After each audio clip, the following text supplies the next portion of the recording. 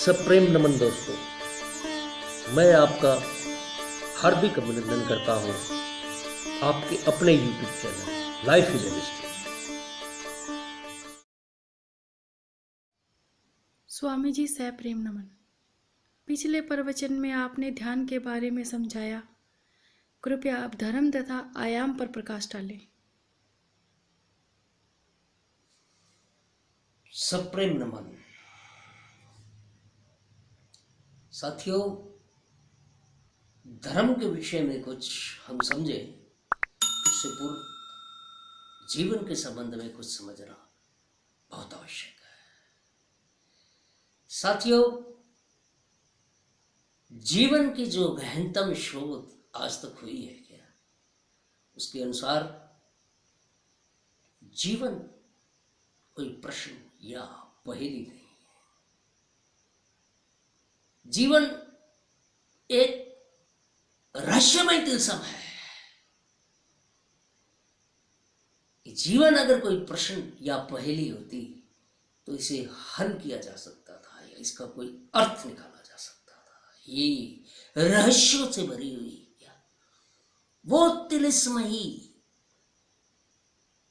आयाम है या जिसकी रहस्य खोजते खोजते खोजते आप अनंत में लीन हो जाओ, लेकिन इनके रहस्यों का अनंत नहीं, क्योंकि जीवन अथाह है, अनंत है, असीम है। और इन्हीं असीम जीवन को जानने की, समझने की जो पहलू है वो ध्यान, धर्म, आयाम, भक्ति, योग, जितने भी आप फिलोसफी की बात करो, दर्शन शास्त्र की बात करो, या गहरे सूत्रों को खोजने की बात करो, सहजता की बात करो, सब के सब विषय के जीवन से निकलते हैं और एक अनंत शून्य में समाहित हो जाते हैं। दोस्तों, इन्हीं में से एक धर्म है। और धर्म कोई छोटी मोटी चीज नहीं है कि जिसे कुछ पाखंड या कोई क्रियाकांडों के द्वारा आप समझ सको। धर्म एक भाव गहरा विषय है और धर्म बाहर नहीं है। धर्म का मूल स्वरूप भीतर से पैदा होता है। जो ये आपको बाहर धर्म दिखता है ना, आर्टिफिशियल, बनावटी। साथियों, जब भी कोई सत्य पर खोज होती है, कभी भी भीतर के जगत से कोई भी बात निकलती है और जब उसके जानने वाले धरती पर नहीं बसते तो बाहर बचे लोग उन्हें किताबों और पाखंडों में कैद कर देते हैं। इसलिए धर्म को समझने के लिए आपने जो जाना है, सर्वप्रथम उसे हटाना होगा।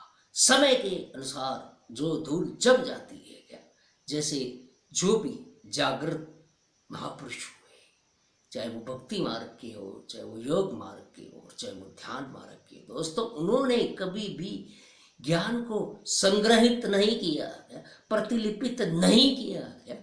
आप किसी की भी जीवन की खोज करने जाओगे जिन्होंने जीवन के परम रहस्य को जाना है, तो आप पाओगे कि उनके समाधि में लीन होने के बाद, ब्रह्मलीन होने के बाद बहुत वर्षों बाद लोगों ने उनके शब्दों में जो बात सत्य की उतर के आई थी, उनको ग्रंथ बना के लिखा गया।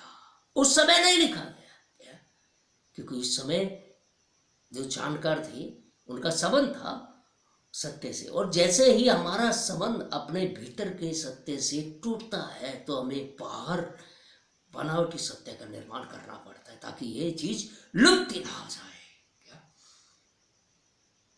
तो दोस्तों, अब मैं आपसे धर्म के ऊपर बात करता हूं और अब आप मेरी बात को थोड़ा समझ पाओगे। दोस्तों, धर्म जो है वो भीतर की बात है, बाहर की बात नहीं। बाहर तो उसका 3D होलोग्राम है सिर्फ, क्या वास्तविक धर्म नहीं है।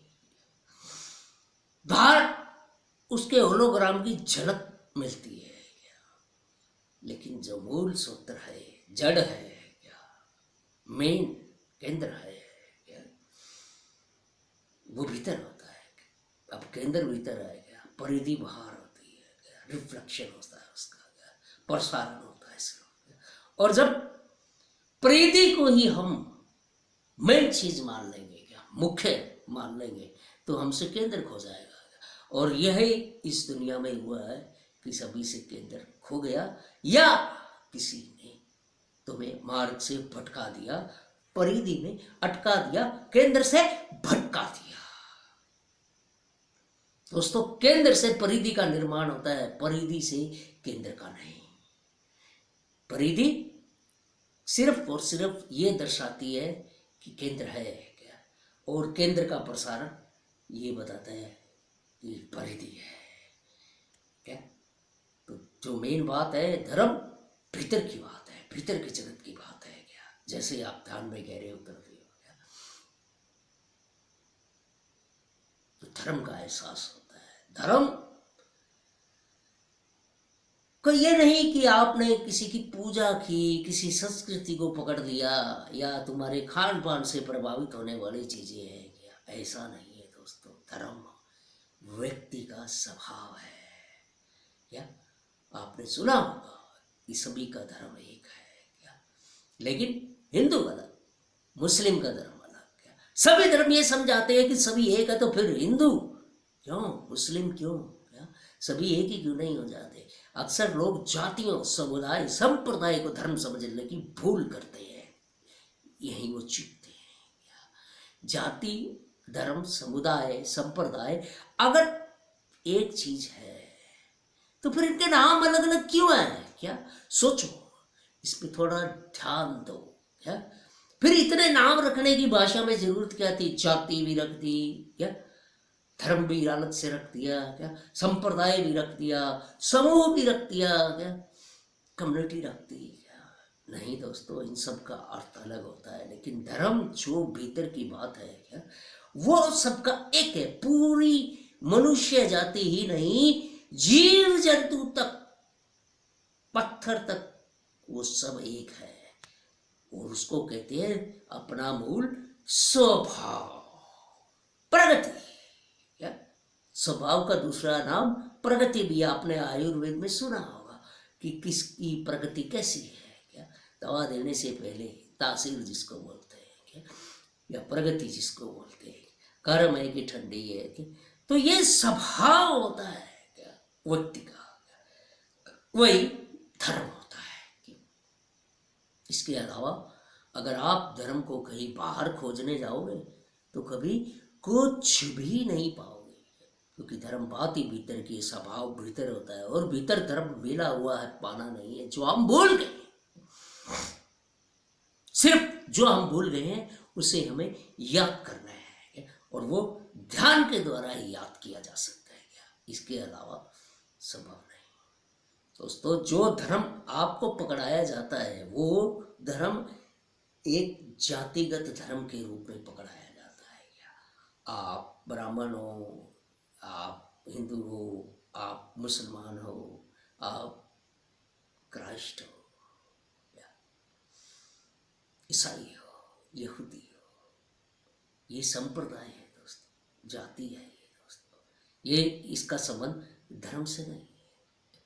धर्म जो एक है, उनके नाम अनेक नहीं हो सकते क्या, वही की होगा भीतर। और वो सभी का, ब्रह्मांड में जो भी चीज आपको दिखती है क्या, जिस भी चीज को आप महसूस कर सकते हो क्या, उन सभी चीजों का एक ही स्वरूप, रूप भी नहीं, भीतर का जो स्वरूप है, स्वभाव है क्या, हमारा नेचर है, प्रगति है, वही धर्म। और धर्म जीवन के रहस्य को जानने में एक महत्वपूर्ण भूमिका अदा करता है। अगर हम उतर जाए, यानी स्वभाव में स्थिर हो जाए, अपनी प्रगति में स्थिर हो जाए, तो हमें धर्म की उपलब्धि हो जाती है, हुई पड़ी है, वो हमसे कभी छूटती नहीं। बस बाहर के आर्टिफिशियल बनावटी जगत के कारण, माया जाल के कारण, धोखे के कारण, किन्हीं लोगों के स्वार्थ के कारण मैनिपुलेट किए हुए धर्म को, बनावटी धर्म को हम वास्तविक धर्म समझते हैं और अपने मार्ग से भटक जाते हैं। धर्म तो मिला ही हुआ है, लेकिन उसके ऊपर ये आडंबरों की, पाखंडों की, अंधविश्वासों की जो चादर फैला दी जाती है और उसके मुख्य स्वरूप को ढांक दिया जाता है, और बाहर विभिन्न देवी देवताओं के नाम से धर्म बताया जाता है। वो धर्म नहीं है दोस्तों, वो तो उनके जीवन की कथाएं हैं। वो भी धर्म में स्थिर हुए जब उन्होंने कुछ जाना, किसी ने कुछ रहस्य को जाना, अपने भीतर की स्थिरता में, अपने स्वभाव में स्थिर होने के बाद, क्या, और तुम उन्हीं को पकड़ के बैठ गए क्या? नहीं, उन्होंने धर्म को जाना था, वो धर्म नहीं थे क्या? अगर आप उनकी पूजा पाठ करते हो, अंधविश्वास को डरते हो, तो आप धार्मिक नहीं होते, आप आडंबरी पाखंडी हो सकते हो, क्या अंधविश्वासी हो सकते हो कि आपने किसी रहस्य को बिना जाने ही स्वीकार कर लिया, लेकिन धार्मिक नहीं होते। धार्मिक का अर्थ क्या होता है? जो धर्म में लीन हो गया, डूब गया, उसे धार्मिक कहते हैं। और इसका अर्थ भीतर के जगत में यही होता है कि जो अपने स्वभाव, अपनी प्रगति में लीन हो गया, वही व्यक्ति धार्मिक हो गया।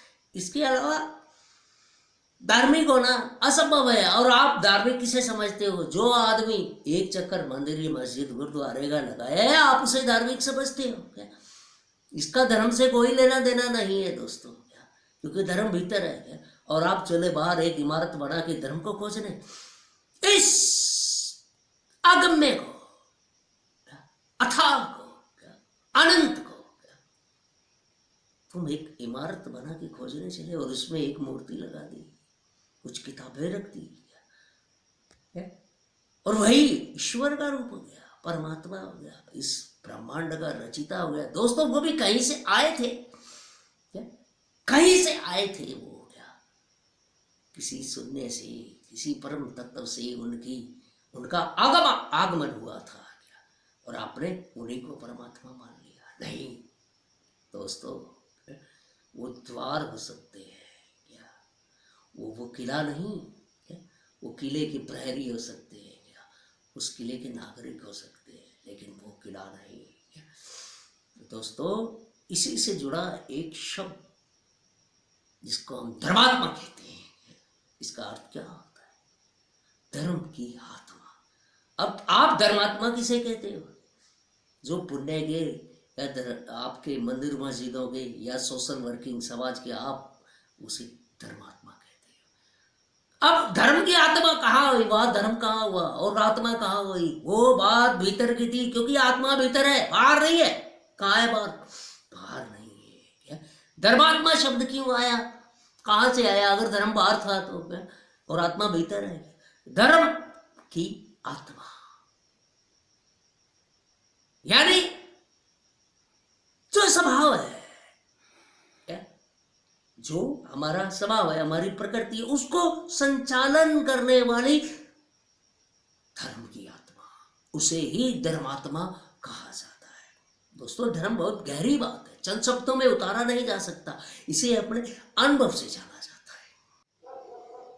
धर्म से ध्यान की उत्पत्ति, धर्म वो हमारा स्वभाव हमें मिला ही हुआ है, लेकिन हम इसे भूल कैसे गए दोस्तों? ये एक बड़ा षड्यंत्र है, और वो षड्यंत्र हमारे समाज के द्वारा रची जाता है, हमारे कल्चर, सोसाइटी, शिक्षा के द्वारा, हमारी संस्कृति के द्वारा, क्योंकि मूल चीजें हमसे खो जाती है और बाहर बनावटी जीवन हम इकट्ठा कर लेते हैं दोस्तों। फिर जो हमारा स्वभाव है, क्या? उसे हम भूलना शुरू कर देते हैं, वो बाहर के बनावटी जगत में, क्या? जो ये इन समाज के ठेकेदारों, धर्मगुरुओं और राजनीतियों के द्वारा, क्या? संचालित किया जाता है, क्या? मैनिपुलेटेड किया जाता है, बनाया जाता है, क्या बदला जाता है सब कुछ, क्या उसी के हम प्रभाव में आकर अपना मूल स्वभाव क्या खो देते हैं, यानी धर्म खो जाती है। दोस्तों, ओरिजिनल धर्म जो स्वभाव है उसमें अगर हम स्थिर होते हैं तो इनकी दुकानदारी खत्म हो जाएगी, इनके धंधे खत्म हो जाएंगे, इनके वोट बैंक खत्म हो जाएंगे, ये भेड़ों की तरह चलाते हैं। इससे ज्यादा कोई इनका अर्थ नहीं है। इन्होंने हमें भेड़े समझ रखा है, राजनीतिक हमें भेड़ समझता है, और वो सारे कानून इस हिसाब से बनाते हैं कि लोग चुनाव में वोट डालते रहे और हम राज करते रहे इन गुलामों के ऊपर। दोस्तों, यही तुम्हारे धर्मगुरु करते हैं, उन्हें अपने अनुयायियों की चिंता है और वो ज्यादा से ज्यादा बनावटी क्या ज्यादा से ज्यादा आर्टिफिशियल चमक दमक वाला धर्म तुम्हें पकड़ाते हैं, लेकिन उसका कोई अर्थ नहीं निकलता और किसी के जीवन में शांति नहीं बढ़ती। क्या किसी भी धर्मगुरु पर के चेहरे पर या किसी भी राजनीतिज्ञ के चेहरे पर वो आनंद नहीं है।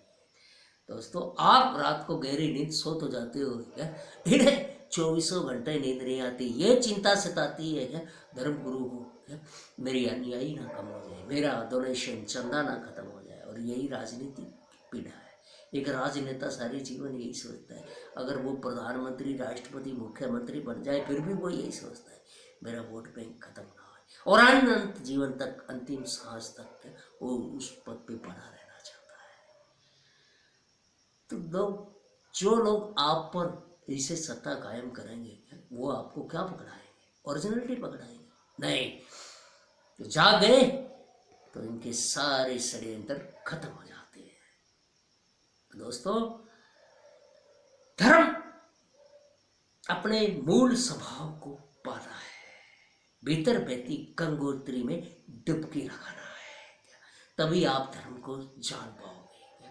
और सब तब आप जानोगे कि सभी ब्रह्मांड पर जितने भी तरह के क्या जीवन है, क्या उन सबका धर्म, उन सबकी प्रगति एक ही है।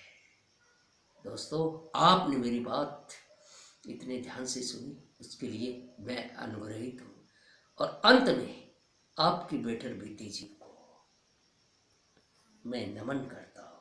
मेरा नमन स्वीकार।